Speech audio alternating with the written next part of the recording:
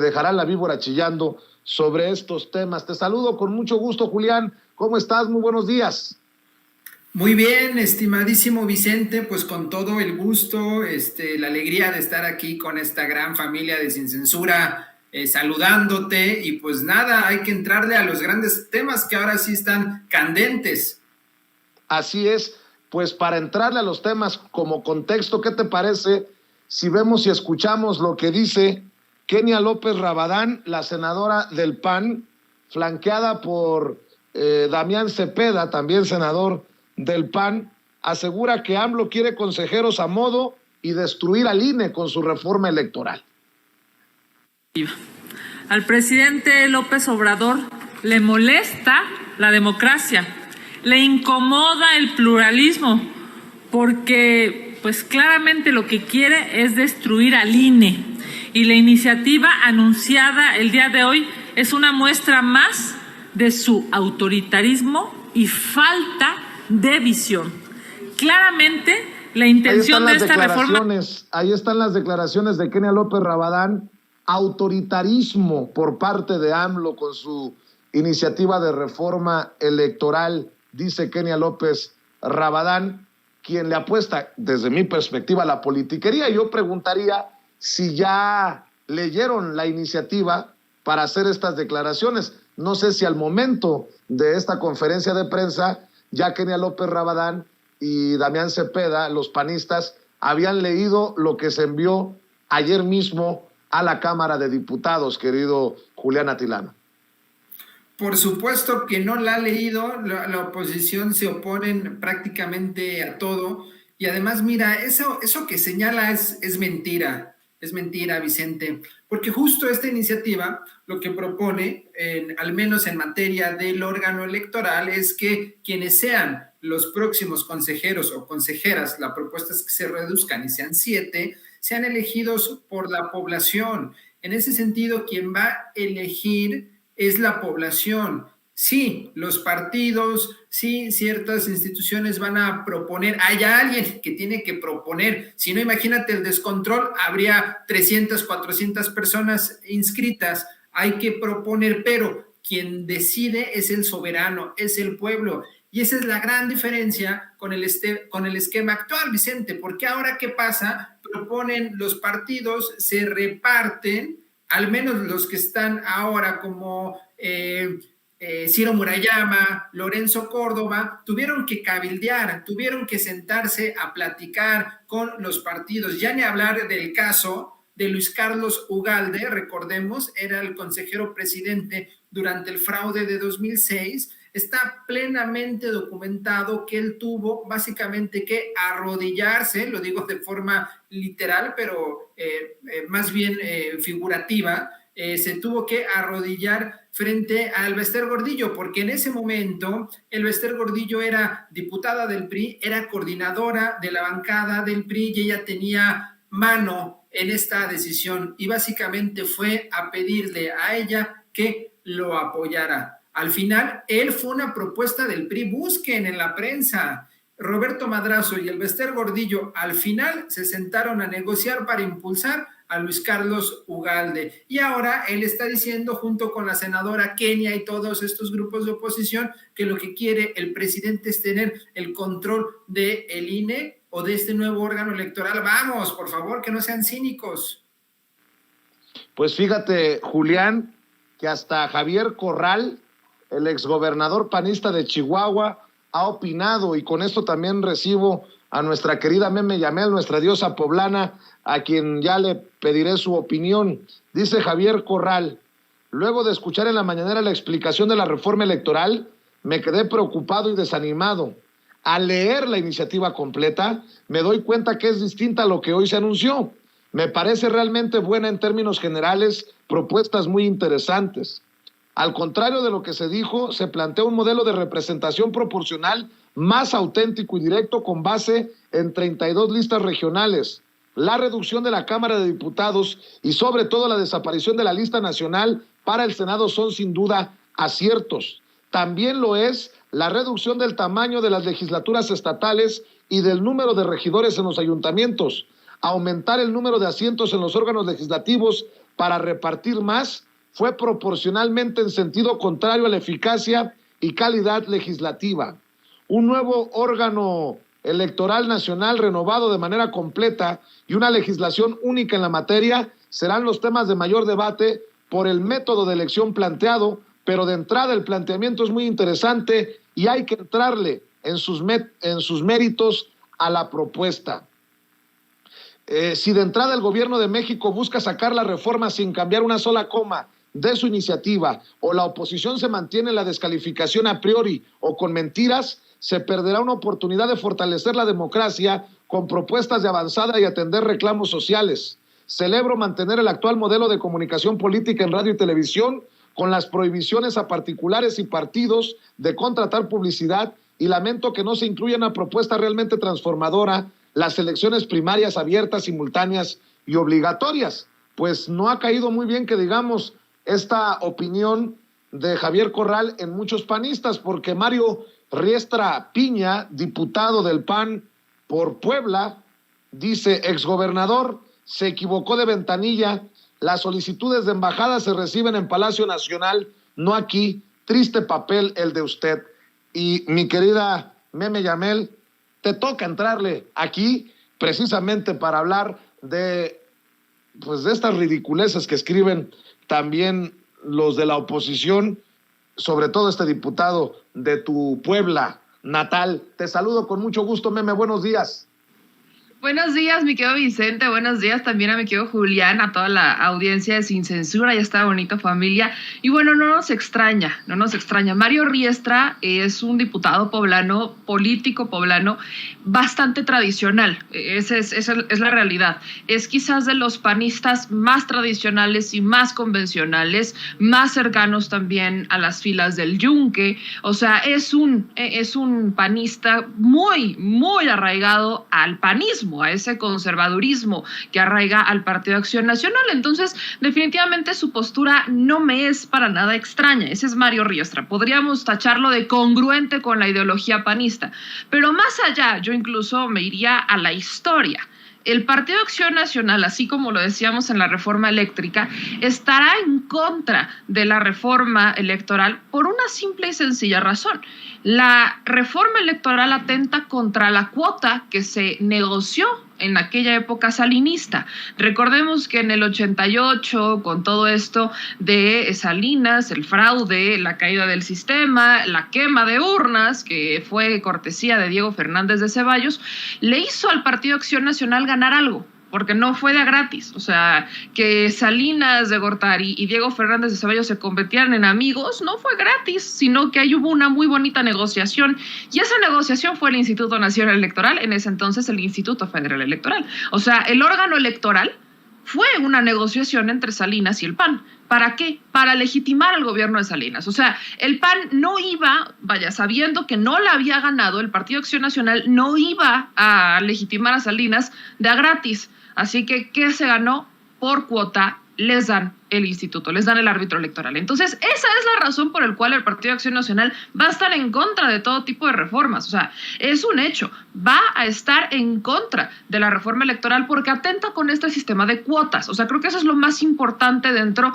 de la reforma. Es una reforma que corta las cuotas partidistas, porque cada partido político podía designar a sus consejeros, por ejemplo. Incluso las direcciones del Instituto Nacional Electoral, que son varias direcciones, pues son direcciones que sí le pertenecen a los partidos políticos. El PRD fue el último partido en hacerse de cuotas, ¿no? Primero fue el PAN, luego fue el PRI, y el último en tener su cuota fue el PRD. Entonces, ese es el problema con el Instituto Nacional Electoral, que no responde a los ciudadanos. Pero esta es una reforma profunda, porque lo que plantea es un sistema de elección distinto al que tenemos. Es una reforma muy interesante, que va a estar muy interesante el debate, porque ya plantea la desaparición de los distritos como los conocemos, y van a ser 32 circunscripciones, si lo queremos ver así.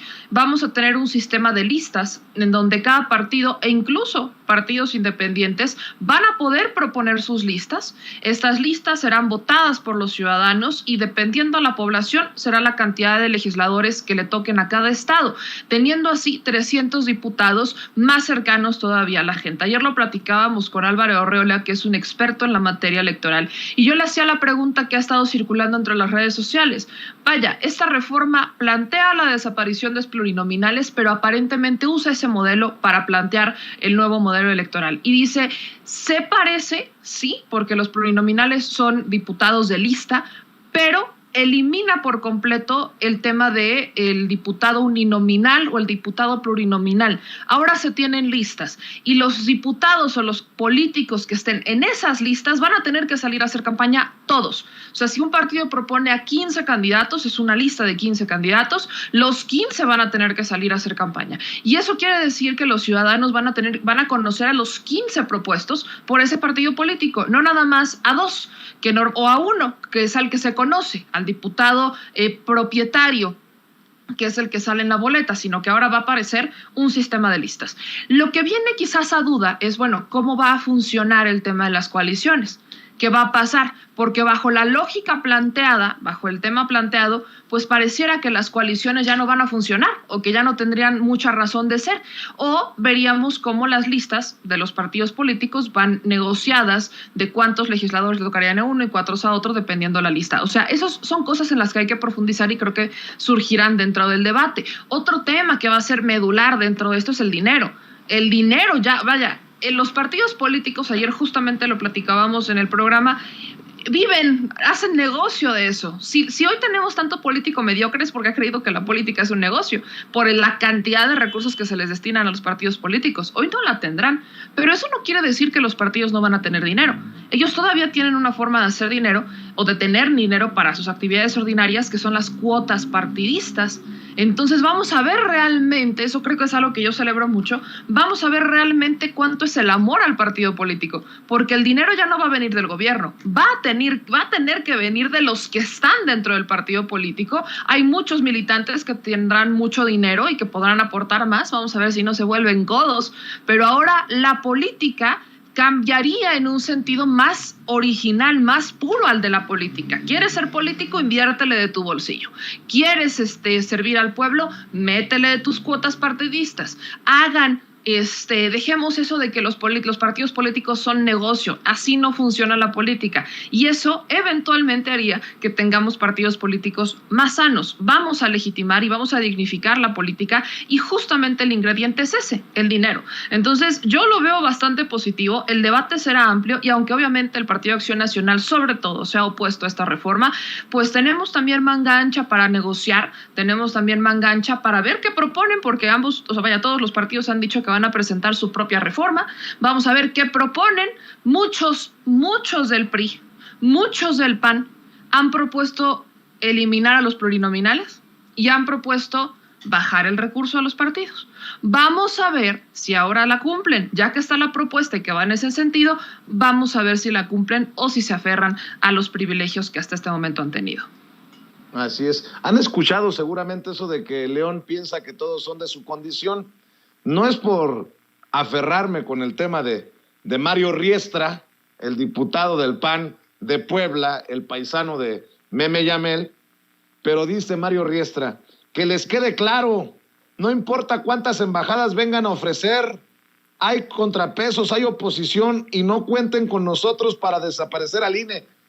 Pues si los que recibieron moches, embajadas, arreglitos en lo oscurito, fueron ustedes y de Peña Nieto, señor Riestra, que ya se le olvidó quién está en la cárcel, Jorge Lavalle Mauri, por los sobornos. ¿Ya se le olvidó lo que dijo Lozoya? Que Riquín Canallín fue sobornado para la votación en la reforma energética del 2013. ¿Son o se hacen, Mr. Riestra? Según el discurso oficialista, por ejemplo, un avión presidencial serviría para resolver la problemática de este país. Pero la terca realidad se impone a los sueños guajiros que terminan por estrellarse estrepitosamente. Nos dijeron que creceríamos al 4% anual, pero después de 3 años y medio el crecimiento económico es negativo. Al mes de marzo la inflación es de 7.72%, la más alta en 21 años, y la inflación es el impuesto que más impacta a los pobres. Primero los pobres decían, pero en el último año los precios de la canasta básica crecieron 17.5%. Este país se ha convertido en una máquina de pobres. En su arranque de este gobierno, Morena ha generado más de 3.8 nuevos pobres en el país. Es evidente el fracaso de la estrategia de abrazos, no balazos. Hasta febrero de este año se habían registrado 118,000 homicidios dolosos. 11 mujeres mexicanas pierden la vida diariamente ante la insensibilidad presidencial. En lo que va de la administración, 33 comunicadores han sido asesinados. Y sí, los periodistas son intimidados desde el poder. Para no ir muy lejos, ayer la Fiscalía General de la República demandó a Mario Maldonado por difundir en sus redes sociales una liga de YouTube. Cancelaron el Seguro Popular en una decisión poco evaluada y peor ejecutada. Fracasó el INSABI con un altísimo costo para la ciudadanía. No hay medicamentos, no hay consultas médicas, no hay fechas para operaciones. En lo que va del sexenio, 15 millones de mexicanos perdieron el derecho de acceso a la salud. Desaparecieron las estancias infantiles, eliminaron los refugios para mujeres violentadas. La gente quedó desamparada tras la desaparición de las escuelas de tiempo completo. Que les quede claro, no importa cuántas embajadas vengan a ofrecer.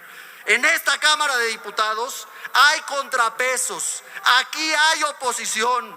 No cuenten con nosotros para desaparecer al INE. La oposición resiste y está más unida que nunca.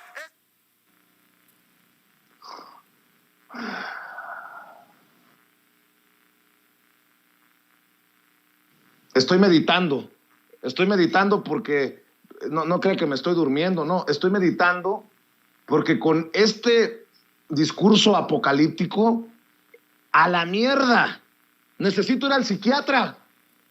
Ya apaguen la pinche luz y la cámara y vámonos todos. Tenemos problemas psiquiátricos. Julián Atilano, Meme Yamel, Vicente Serrano, Toño Ruiz, estos de Sin Censura. No, pues está cabrón. México está hecho pedazos. México está desmoronado. ¿Qué no vemos la realidad? Julián Atilano, así la oposición. Y así la oposición, y mira qué lamentable, porque en cualquier democracia se necesita una oposición. Aquí no la tenemos, y antes de avanzar saludo también a la estimadísima Meme Yamel. Mira, estos militantes de la catástrofe lo único que buscan hacer es crear una percepción en la que, como bien dices, pues básicamente está todo destruido. Qué raro que en ese escenario que pinta, que en ese escenario de catástrofe, pues la gente no está acorde con eso y sale y vota a favor de Morena. Qué raro que en ese escenario en el que se está acabando México, Morena va a ganar 5 de 6 gubernaturas este año. El presidente tiene una aprobación de 71, 72%. Los hechos nos están mostrando que ese relato que tratan de impulsar es totalmente erróneo. Y mira, para entrar en materia respecto a esta reforma, porque mira, de fondo, después de todo ese rollo que se aventó, remata, así como empieza, termina y dice, no vamos a permitir que desaparezca el INE. Ese es el punto central, ese va a ser uno de los puntos medulares en esta reforma, porque como bien dice Meme, en distintos momentos, tanto el PRI como el PAN propusieron eliminar a los plurinominales. Ahora será una realidad si se aprueba esta propuesta, pero lo interesante, y es que era una duda de la izquierda, una duda de los sectores progresistas, no es tan buena idea quitar a los plurinominales porque se perdería la representatividad, es decir, no tendría peso las minorías en este esquema uninominal. Sin embargo, la propuesta justo se propone que tengan representatividad todos, según el peso, según la fuerza que tengan. Si en este momento Morena es el partido con mayor fuerza porque es el partido que está convenciendo a la gente, evidentemente va a tener mayor número de diputados y diputadas. Sin embargo, quien esté al final de la lista, al final de la intención de voto de las personas, pero si tienen un determinado número de votos, también van a tener representación. Todo mundo va a estar representado. Y eso es importante porque lo que hace es que se empodere la población y los partidos tengan que salir a buscar el voto, porque si quieren tener presencia en la Cámara de Diputados, tienen que salir y convocar a la gente. Se le está señalando, se le está proponiendo que se le va a quitar presupuesto a los partidos. Ojo, cuando no sea periodo electoral, lo cual sucede en muchos países del mundo, es totalmente congruente. Igual con los consejeros, que son becados del Estado, les pagan cientos de miles de pesos en momentos donde no están haciendo nada, no hay elecciones. Me parece muy oportuno esa reducción. Asimismo, esta propuesta no busca eliminar al INE, busca reformarlo, busca mejorarlo, busca cambiar la dinámica aristocrática que existe, porque quienes están ahí en el Consejo son un sector privilegiado, fifí, de personas que únicamente se entienden con los partidos. Pero mira, Vicente, son tan soberbios, son tan mamones, lo voy a decir así, que si ellos salieran a buscar el voto para ser consejeros, no ganarían ni su colonia. Eso nos muestra también que lo que busca esta reforma en términos del órgano electoral también es democratizarlo, que lleguen las personas que tengan cercanía con el pueblo y que representen al pueblo, para que cuando haya controversias, para cuando haya debates en elecciones cerradas, cuando haya ciertos problemas institucionales, se decanten no a favor de un partido ni de otro, sino a favor de la voluntad popular, a favor de lo que le interesa a la gente. Bueno, son tan mamones y grábenme, muchachos, dice Julián Atilano que en la oposición son tan mamones, son tan soberbios, que sí, solamente me queda más que suscribir lo que dices, porque, a ver, Ceci, póngame una captura de pantalla, nada más, no le dé play, nada más póngame la captura de Riestra, ahí subido en tribuna, respaldado por muchos legisladores y legisladoras del PAN con sus banderitas de México, pero con eso de la meditada, que estaba con los ojos cerrados para aguantar tanta tanta amargura que sale del discurso de este diputado del PAN de Puebla, se me pasó comentar algo. Son tan mamones que entre ellos juegan competencias. Pregunto si ese avioncito presidencial que subió a tribuna es de Legos para hacerle la competencia a Xóchitl Gálvez con lo de la Casa Gris. Déjense de payasadas, chingada madre, perdón. Pero bueno, inicia la guerra de narrativas, mi querida Meme Yamel y Mariana Gómez del Campo. Ayer no solamente ofendió, lanzó veneno, sino que ya circula otro video en el que dice que van a defender casi a muerte al INE. Rescatan esta campaña que ya había sido, entre comillas, exitosa para la oposición en Twitter, de yo defiendo al INE. Esto es lo que dice Kenia López. Son lo mismo, pues, pero Mariana Gómez del Campo, la sobrina de Margarinflas y del Iberdrolo de Felipe Calderón. Hoy termina el segundo periodo del primer año de esta legislatura. En el PAN hemos defendido las libertades, la democracia y, por supuesto, nuestra Constitución. Hoy se cierra un capítulo en el que no ha existido apertura al diálogo por parte de la mayoría, en el que a quienes pensamos diferente nos han llamado incluso traidores, en el que se ha incitado al odio y a la violencia y hemos sido víctimas de amenazas y también de difamaciones. México necesita legisladoras y legisladores que crean en un futuro para el desarrollo del país, que luchen por el medio ambiente, por el crecimiento económico y, por supuesto, por la erradicación de la pobreza. No más pobres. Que construyan un país donde todas las niñas y niños con cáncer tengan acceso a sus quimioterapias, donde las mujeres podamos ser libres de salir a las calles y sentirnos tranquilas, sentirnos sin miedo. Porque dicen, ¿por qué pones esos videos de la oposición? ¿Por qué hay que exhibirlos? Ayer, Mariana Gómez del Campo, que llamó levantadedos a los diputados y diputadas de Morena, que les dijo muertos de hambre, que están esperando las obras, las migajas que les tira su Mesías, el inquilino de Palacio, habla de ser víctima de campaña de odio. En fin, la lucha de las narrativas, mi querida Meme Yamel, y lo que busco aquí es que nadie se vaya a confundir.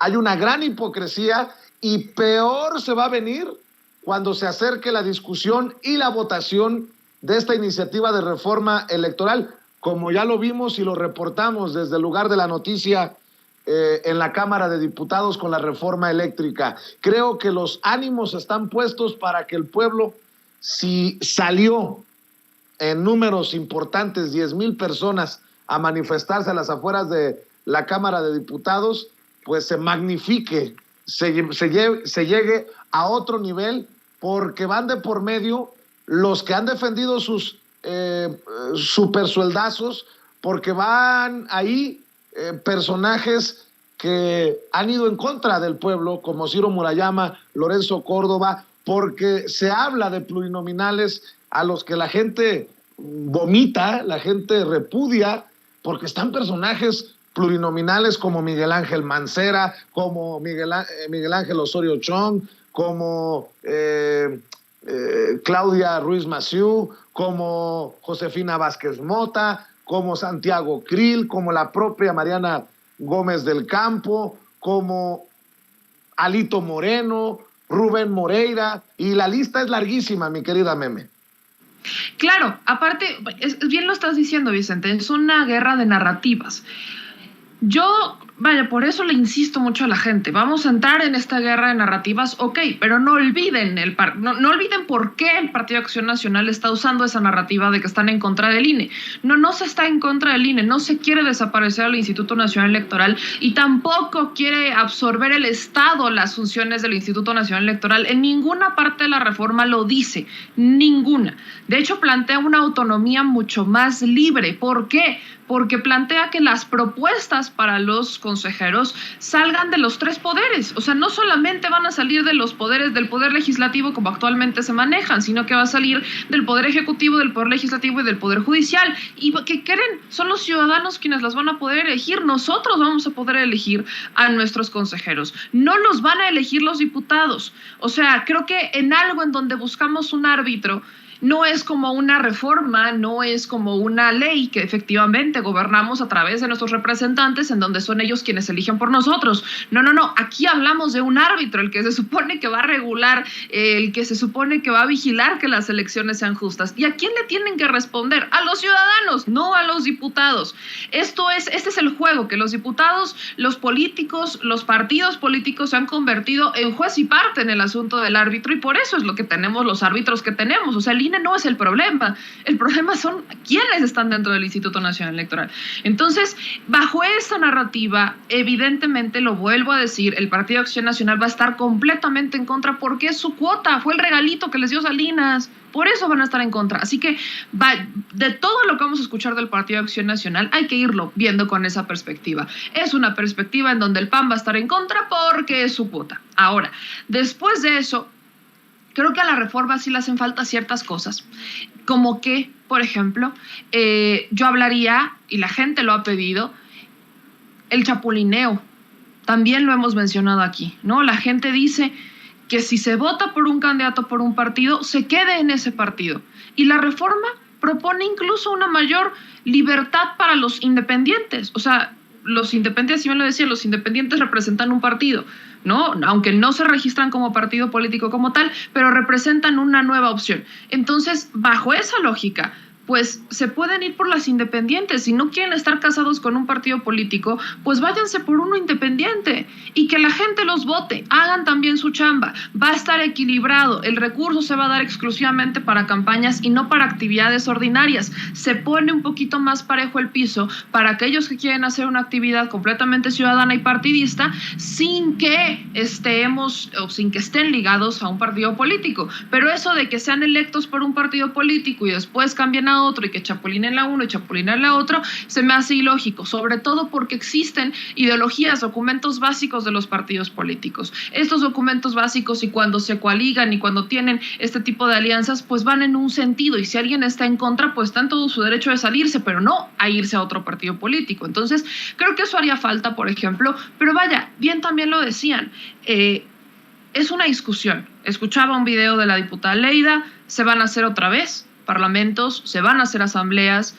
Ojalá que, a diferencia de la reforma eléctrica, aquí sí participe el Partido Acción Nacional, porque está muy padre decir, nosotros tenemos propuestas y no las integraron, pero sin haber participado en ninguno de los parlamentos, porque el Partido de Acción Nacional no estaba presente en los parlamentos, casi no iba, si acaso iba un diputado y luego se iba. O sea, los diputados del Partido de Acción Nacional estuvieron alejados de los parlamentos abiertos en la Cámara de Diputados en la reforma eléctrica, y luego salen y dicen, no, pues es que aquí están nuestras propuestas, ¿no? Pusimos 12 propuestas, y luego en la discusión dicen, no, es que no eran 12, eran más de 20. ¿Cuándo las presentaron? ¿En qué momento se sentaron? Entonces, con esa bandera es muy sencillo engañar a la gente. Es mucho más fácil sentarse y decir, a ver, esta es nuestra propuesta. Ya todos los partidos de oposición dijeron que tienen su propia propuesta, probablemente redactada por Ciro Murayama o por Lorenzo Córdoba, por Ciro Murayama, diría yo. O sea, vaya, tienen su propuesta, preséntenla, que se debatan las propuestas. Si algo sirve de eso, pues que se integre. De hecho, lo han dicho todos los legisladores, estamos abiertos a la discusión. En la propia presentación de la reforma electoral se dijo, estamos abiertos a la discusión, adelante. Hay varios analistas que en este momento ya han empezado a publicar esquemas de cómo funcionarían, o vaya, están publicando ya distintas tablas de cómo quedaría el escenario propuesto, y realmente es más equilibrado y más cercano. Escúchenlos también a ellos y no se vayan solamente por la finta de estamos en contra porque es chamba de la oposición estar en contra. Es como cuando dicen, ¿no? Los periodistas tienen que incomodar al poder. ¿Según quién? O sea, ¿en dónde dice que la definición de un periodista es incomodar al poder? La definición de un periodista es informar a la gente, es investigar, es reportar, es hacer un enlace entre el político y entre el ciudadano, entre los poderes, llamémoslo así, y los ciudadanos. Pero vaya, si en el camino se tienen que incomodar, pues eso es algo adicional, pero no es como una obligación del periodista, tiene que incomodar al poder. ¿Eso es lo que hace un periodista? No, en realidad no va por ahí. Si eso pasa, pues ocurrirá, si no, pues tampoco. Pero vaya, eso es muy similar a cuando dicen la oposición tiene que estar en contra del gobierno en turno porque es oposición. Ajá, o sea, tiene un sentido, pero en realidad no. La oposición tiene que buscar la forma de integrar sus propuestas porque ellos también representan a un grupo de gente. Y es increíble, lo dije en el debate del Instituto Nacional Electoral, se los dije a todos los que estuvieron presentes. Es que, señores, es increíble que en vez de que la oposición esté presentando un proyecto alternativo, su proyecto, sus propuestas, se dediquen a hacer legos, se dediquen a hacer shows. Eso es increíble, esos son los legisladores que tienen. O sea, como ciudadanos también tenemos que aprender a exigirles a nuestros legisladores, no todo es el Poder Ejecutivo. El Poder Ejecutivo ejecuta, los legislativos son los que hacen las leyes y los que hacen las reformas para que los ejecutores ejecuten. ¿En dónde está la presión a sus legisladores? Se han conformado con el show que les dan y tampoco les exigen. Entonces tenemos ciudadanos conformistas y mediocres que también se han subido a esta tendencia de estar en contra solo por estar en contra y no escuchar. Eso no construye. Entonces creo que la moraleja que nos deja todo esto, lo que nos dejó la reforma eléctrica y lo que nos está dejando el inicio de la reforma electoral, es que a los opositores y a los ciudadanos que se sienten representados por esos opositores quieren que le vaya mal a México para regresar y que le vaya peor a México. Entonces, creo que la narrativa, esta guerra de narrativas, tenemos que combatirla. Y también, mi querido Vicente, mi querido Julián, ¿en dónde está el factor ciudadano? Lo he dicho. Son los ciudadanos quienes han exigido históricamente una reforma electoral. El Instituto Nacional Electoral ha vendido la idea de que los ciudadanos están muy conformes con el árbitro. Y eso no es cierto. La medición más práctica para eso es en dónde están las votaciones. El Instituto Nacional Electoral debería de ser quien le dé ánimos a la gente de votar a pesar o más allá de los partidos políticos. Y eso no ha pasado. La gente vota por los partidos y quienes no se sienten animados por los partidos, quienes se sienten hartos, no votan. Y siempre ha ganado el abstencionismo. Históricamente tenemos 40 millones de personas que no salen a votar. 40 millones de personas que no salen a votar. Y luego salen a decir, yo defiendo al INE. Vaya, en fin, la hipotenusa. O sea, no votan en las elecciones, pero entonces sí defienden al instituto y defienden la democracia. Vaya situación en la que nos estamos viendo. No te voy a permitir que hables así de ciudadanos como Héctor Suárez Gómez, Pedro Ferriz Híjar. No te voy a permitir que hables así de Marieto Ponce. Nótese mi sarcasmo. Bueno, para cerrar, la última ronda, mi querido Julián, mi querida Meme. Están investigando a Alito Moreno, hablando de plurinominales. El presidente nacional del PRI, el diputado plurinominal del PRI, el exgobernador de Campeche, está siendo investigado por enriquecimiento inexplicable. El fiscal Renato Sales Heredia y la gobernadora Laida Sansores confirmaron las pesquisas contra el exgobernador de Campeche. A ver, apuestas, señor, señora, señorita, apuestas, amigos, amigas, en sus casas, en sus trabajos, apuestas, Julián, Meme, como en cuántos minutos o en cuántas horas saldrá Alito Moreno a declararse perseguido político, víctima de la persecución de la autoritaria Laida Sansores, que tiene sometida a la autoridad en Campeche para persecuciones políticas de sus rivales, de sus adversarios. Es lo que han hecho en la oposición. Todos los que son investigados se dicen víctimas de persecución política. No vamos muy lejos, ahí está el caso de Ricky Riquín Canallín, Ricky Riquín Profugín, Ricardo Anaya Cortés. Mi querido Julián, ¿cómo ves? ¿Y con qué autoridad moral este personaje sigue ahí subiéndose a tribuna y dándose baños de pureza? Y me refiero a Alito Moreno.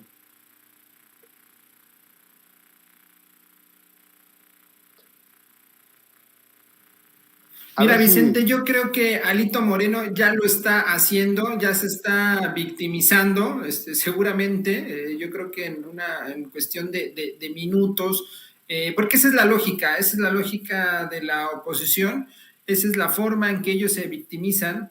Y mira, esta narrativa de ser víctimas va en distintos ángulos. Por ejemplo, cuando dicen que es discurso de odio, cuando se les llama traidores a la patria, de fondo lo que están haciendo es victimizarse, y es lo que han venido haciendo desde la derrota garrafal que tuvieron en 2018, y la situación es clara.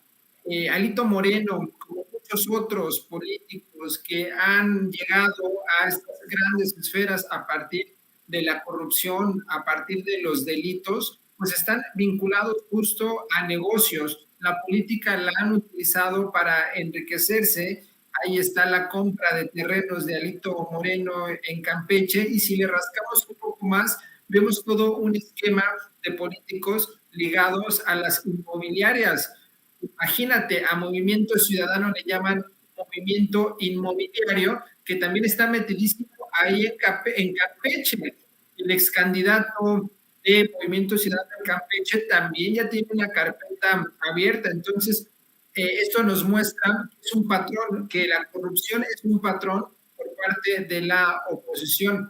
Ahora, Vicente, el problema con todo esto es si van a pisar la cárcel. El problema con todo esto es que el Poder Judicial o Poder Autónomo, un poder distante al Poder Ejecutivo, donde está el presidente, o al Legislativo, donde hay una mayoría legisladoras y legisladoras de la transformación del Partido Morena, en el Poder Ejecutivo, pues sigue todavía un esquema de corrupción, un esquema tradicional anclado al régimen de corrupción neoliberal. Y pues mira, también plantearía una apuesta y preguntaría, ¿vamos a ver a Alito Moreno en la cárcel? Yo creo que no va a llegar, y eso es lamentable, porque como grandes dinosaurios tienen una cola tremenda, estos sinvergüenzas, ¿no? Entonces, ese es un gran problema que está ahí y que dejo sobre la mesa, Vicente, Meme, porque hay un problema en el ámbito jurídico, y es que estos rateros, estos corruptos están pisando la cárcel. Igual con Ricardo Naya, sigue muy contento, muy campante, escondido sí, pero en libertad. Y entonces tenemos que ver cuáles son los nuevos esquemas para que quien cometa un delito, para quienes estén ligados a la corrupción, pues paguen. Esa es una demanda de la sociedad, y yo creo que esa es una agenda pendiente que está ahí presente, pero al menos en este momento que se sepa que el presidente del PRI es alguien que ha cometido delitos y que tiene que pagar, y que ha habido enriquecimiento ilícito, porque esa es la dinámica, esa es la forma en que ellos han operado, y lo ligo nuevamente con la propuesta de reforma. Esta propuesta de reforma lo que haría es que no sea un negocio, que no sea un negocio familiar como es el Partido Verde, y que estos políticos, si quieren biznear, si quieren hacer tranzas en la política, no va a ser la vía. Oye, Meme, por cierto, hago eco de lo que preguntaba Aida Sansores, la gobernadora de Campeche. ¿Por qué los políticos se involucran y exponen a su madre en este tipo de operaciones extrañas? Ya ves, Lozoya embarró a su mamá en el caso que lo tiene en prisión, y ahora con lo de Alito Moreno, y leo de lo que publica la revista Proceso. No es la primera vez que se abre una investigación en contra del líder priista por las mismas razones, enriquecimiento inexplicable. Pero según el fiscal, en la investigación consta que Alejandro Moreno Cárdenas, donó a su mamá terrenos que compró a precios bajos, y posteriormente ella los vendió a precios altísimos, en lo que se advierte es una evasión fiscal que será investigada y denunciada.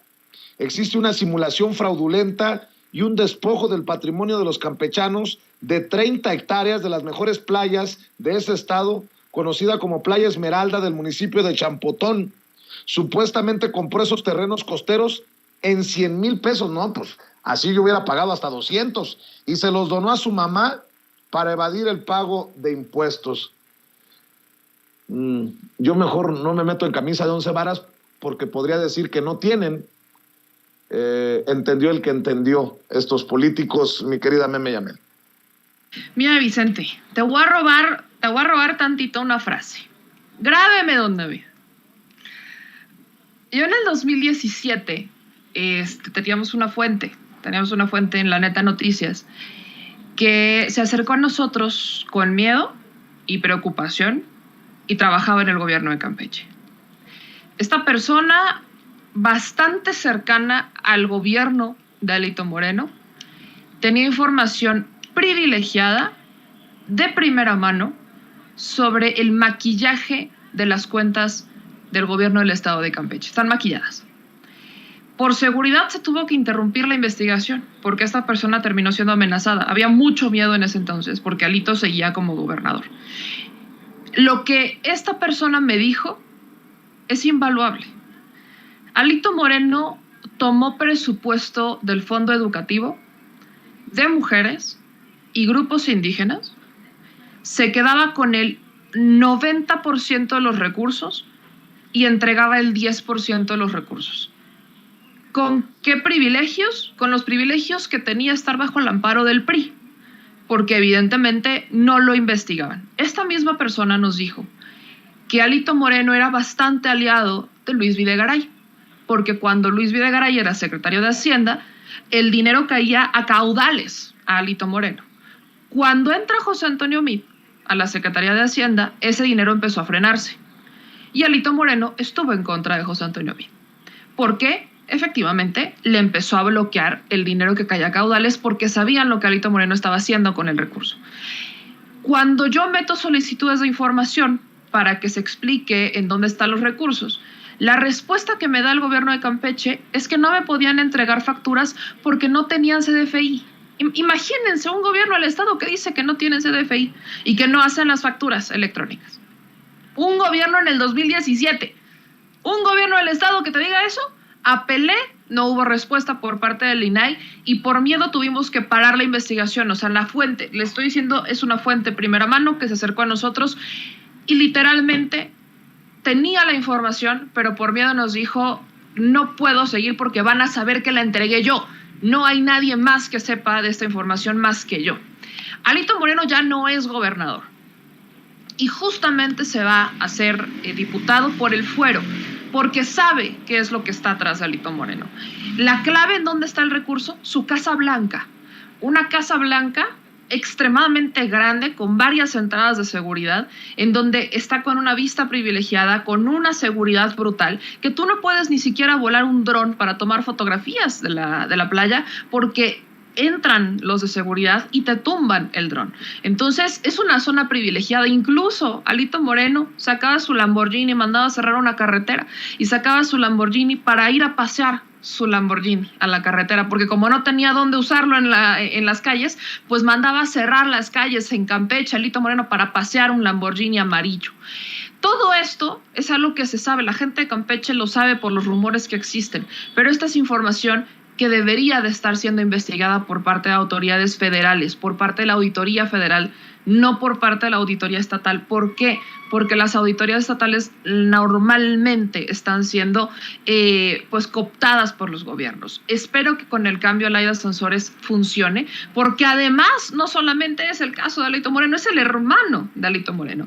Alito Moreno tuvo una razón muy particular para aprobar, por ejemplo, para estar a favor de la reforma eléctrica, más bien energética de Enrique Peña Nieto, pero también en contra de la reforma eléctrica, y ese es su hermano, porque el hermano de Alito Moreno está metido en el negocio de los combustibles, en el negocio de los energéticos en Texas. Entonces, por eso es que Alito Moreno tiene mucha cola que le pisen. Esta información a mí me encantaría volver a tener contacto con esta fuente, pero les repito, por miedo se tuvo que salir, o sea, se fue, ya no regresó, y era una persona que tenía toda esta información que yo, así como me la compartió a mí, estoy compartiéndola con la audiencia, porque no es casualidad que Alito se pusiera en el primer lugar de las listas de plurinominales. Es evidente que Alito quería una protección, y esa protección era el fuero. Si se logra comprobar, si logran encontrar en hilo que en ese momento nos negó el gobierno del estado de Campeche para poderlo comprobar, pues entonces encontrarán una forma de interponer una denuncia y retirarle el fuero a Alito Moreno. Pero el gobierno bajo la lógica de Alito fue robo, fue desvío y aparte un robo a los más vulnerables, fondo educativo, el de las mujeres y el de grupos indígenas. Pues yo solamente puedo decir que ahora entiendo por qué se compra zapatos Dolce & Gabbana de 20,000 pesos Alito Moreno. No le podemos acelerar a un Lamborghini con unos tenis pedorros como estos de Vicente Serrano, ¿no? Tiene que ser un buen zapato para meterle la pata al Lamborghini de malito, vandalito Moreno. Por cierto, nada más para cerrar, lo tengo que sacar de mi ronco pecho si no se me hace cáncer. Laida Sansores, te extrañamos en el Senado. Senadora, en algún momento hoy, gobernadora de Campeche, tú que hablas sin censura, tú que te avicentas, te aserranas de vez en cuando, ¿cómo hubiéramos querido tus conocidos discursos desde la tribuna? Esta Laida Sansores. Entonces, los que trabajan para los Iberdrolas y trabajan para su chingada madre, pues ahí se vayan. Esta no es su tierra, este no es su mundo. Por eso los traidores quieren la vida en Campeche. Me acuerdo de aquello de, si quieren privatizar, privaticen a su puta madre, de Laida Sansores en el Senado de la República. ¿A poco no se acuerda de aquella memorable ocasión? Bueno, mi querida Meme Yamel, hay que cerrar invitando a la gente para que te apoye, para que vea las noticias al Chile, para que te siga en Twitter. Andas desatada, mi querida Meme. No, hombre, si yo ando bien tranquila.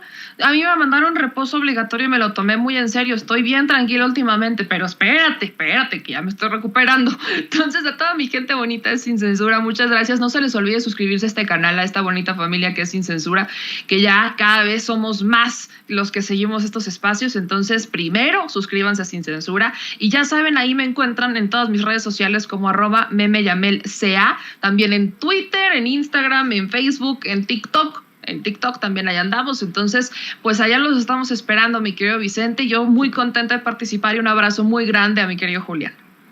Gracias, mi querida Meme, nuestra diosa poblana, Meme Yamel, hablando sin censura. Búsquela como Meme, así como se escribe M-E-M-E, Yamel con Y, en su canal de YouTube, y las noticias al Chile todas las noches por YouTube también, para que la busque. Mi querido Julián Atilano, hay que cerrar también invitando a la gente para que te vea, para que te lea, para que te apoye.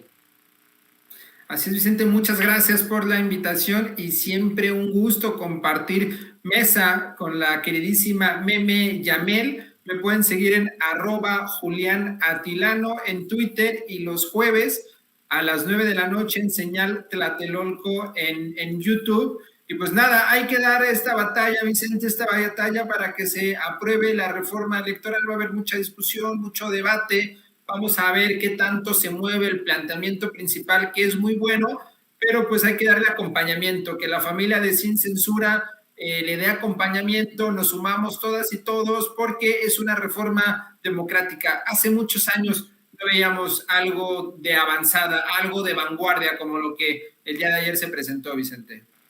Te mando un abrazo, Julián, te mando un abrazo, Meme, gracias por participar en estas mesas de diálogo de Sin Censura, y nos vemos muy pronto aquí para seguir hablando sin pelos en la lengua, sin censura. Quien ya llegó también.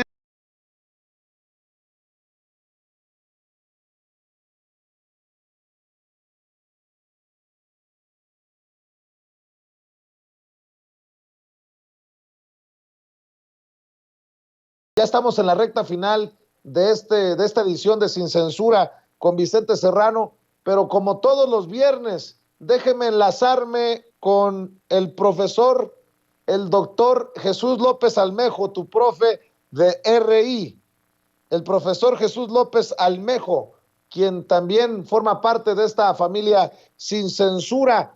Querido Jesús, querido doctor, ¿cómo impacta la ayuda que Estados Unidos acaba de aprobar de 33 mil millones de dólares para Ucrania? Y cómo también, qué impacto tiene que Rusia haya cortado el gas a Polonia y a Bulgaria. ¿Cómo responde Europa ante esto? Te saludamos con mucho gusto, doctor. Adelante con la información. Hola, ¿qué tal, Vicente? Amigos de Sin Censura, les saludo desde Toledo, España, ya listos como cada viernes para darle al análisis.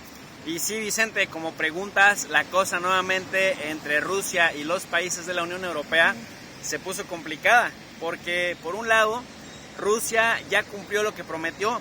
Esa promesa era que si los países europeos y de la OTAN, es decir, los de la Unión Europea y los de la OTAN, que le han sancionado, que lo han bloqueado, que lo han estado literal fustigando en torno al tema de Ucrania y que no le dieron oportunidad de negociar, pues ahora dicen que Vladimir Putin les está chantajeando con el tema de, pues ahora sí que de los hidrocarburos.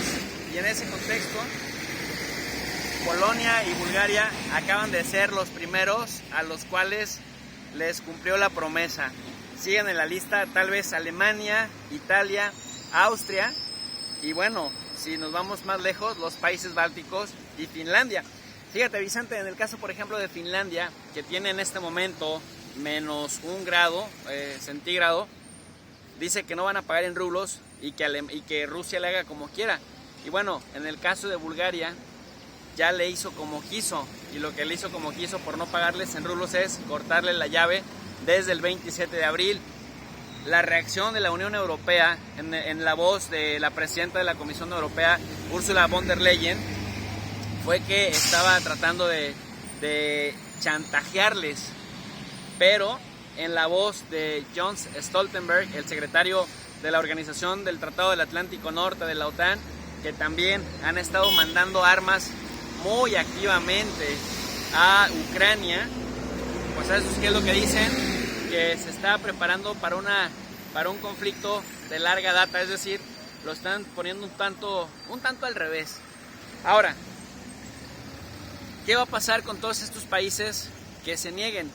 Se habla de que por lo menos 4 países por debajo del agua ya están comprándole, digamos, en rublos, que fue la condición de Vladimir Putin para los países hostiles.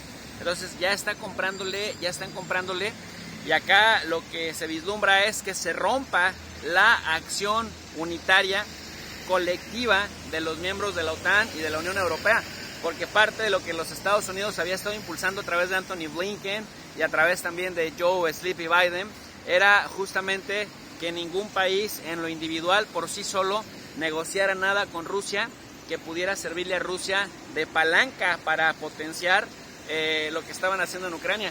Lo cierto es que la realidad los rebasa, empezaron a hacer cosas surreales, y por cosas surreales me refiero a que no quisieron negociar nada, no quisieron darle garantías jurídicas de la neutralidad ucraniana a Rusia, y entonces, pues en una posición de vulnerabilidad y de sensibilidad, pues prácticamente van en desventajas. Rusia lo único que tiene que hacer es cerrarle la llave a 3-4 países de la Unión Europea, y con eso los pondría de rodillas, porque mira, en lo que va de la guerra hasta la fecha, ya ha vendido $63,000 millones en petróleo, carbón y gas.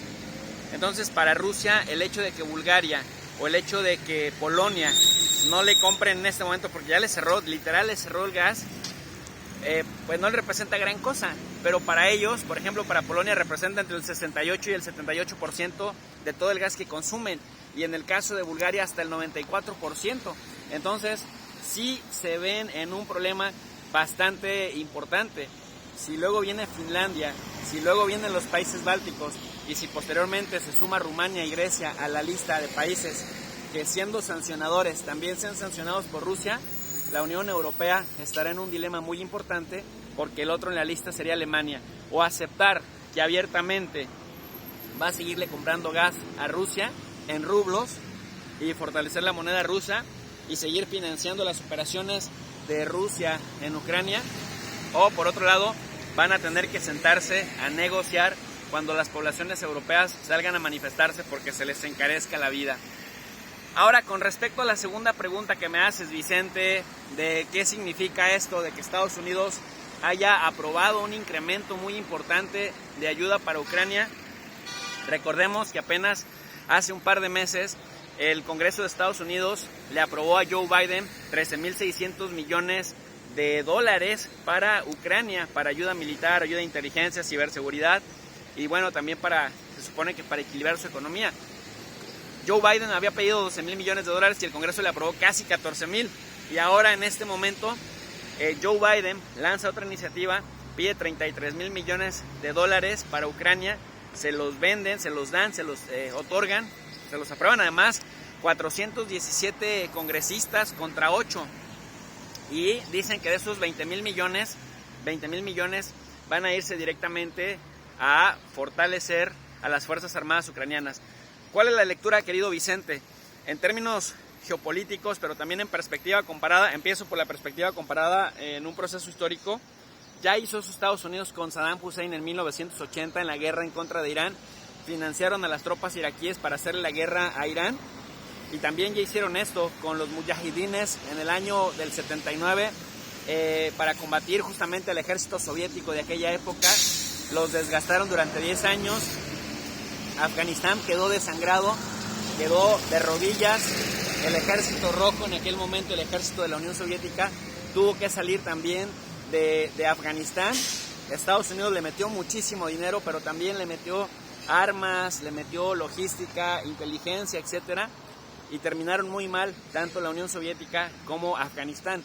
En este momento Estados Unidos está aplicando la misma fórmula, no de una guerra abierta como fue en Siria o como fue en Libia, pero sí una guerra de desgaste como ocurrió entre Irán e Irak en la primera guerra del Golfo, que se da entre 1980 y 1988, y también entre Afganistán y la Unión Soviética, en donde, bueno, prácticamente durante 10 años, entre el 79 y el 89, se desangraron con el apoyo que Estados Unidos les estuvo brindando.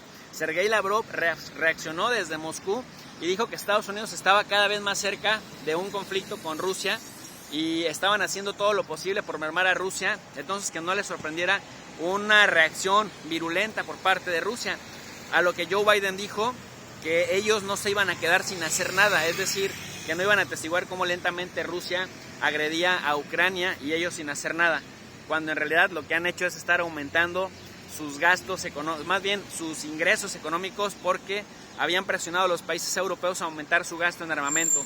Y bueno, Vicente, otra cosa importante de Estados Unidos es que acaban de aprobar también en el Congreso de Estados Unidos que Rusia, además de que ha sido, digamos, requisitada, ha sido víctima de unas pesquisas importantes, pues de que Estados Unidos pueda quedarse con eso que le habían congelado a Rusia, con esos activos, yates, apartamentos, cuentas de banco, o sea, Vicente, piratería pura y dura.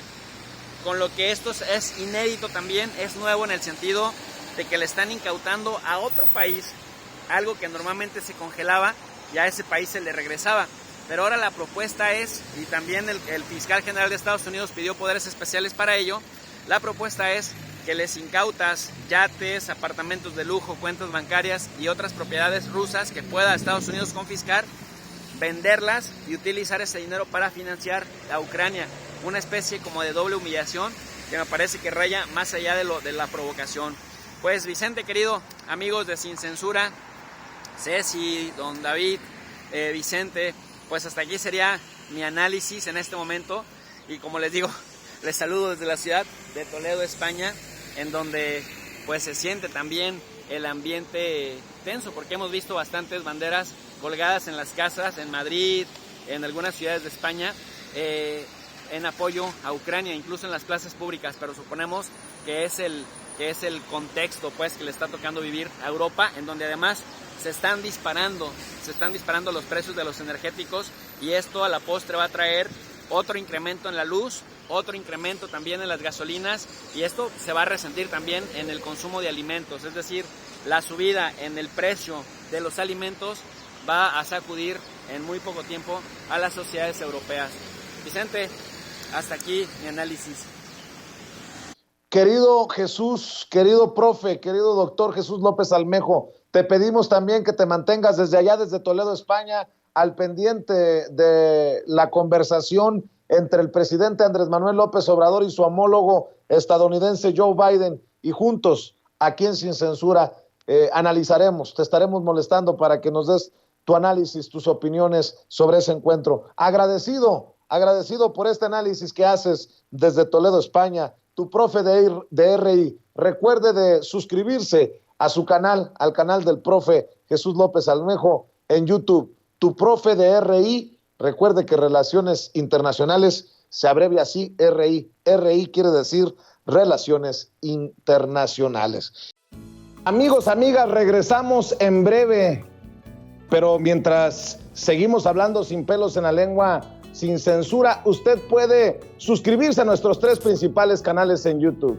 Sin Censura Media, en donde tenemos más de 1,600,000 suscriptores, Sin Censura TV, en donde tenemos más de 1 millón de suscriptores, y en Sin Censura Presenta, en donde queremos llegar muy pronto a los 100,000 suscriptores. Si usted ya está inscrito en Sin Censura Media, suscríbase en Sin Censura TV. Si ya está suscrito en Sin Censura TV y Sin Censura Media, suscríbase a Sin Censura Presenta. Recuerde que es gratis, no tiene que sacar un solo centavo de su bolsillo para apoyarnos. Dele clic en la campanita para que los señores y señoras de YouTube envíen las notificaciones cuando estemos transmitiendo en vivo y en directo o estemos subiendo videos. También nos puede seguir en Twitter en @_Vicente Serrano y hasta en Instagram. Ojo, también estamos en Instagram. Son nuestras redes sociales y con el apoyo de ustedes seguimos creciendo, porque con ustedes todo, sin ustedes nada.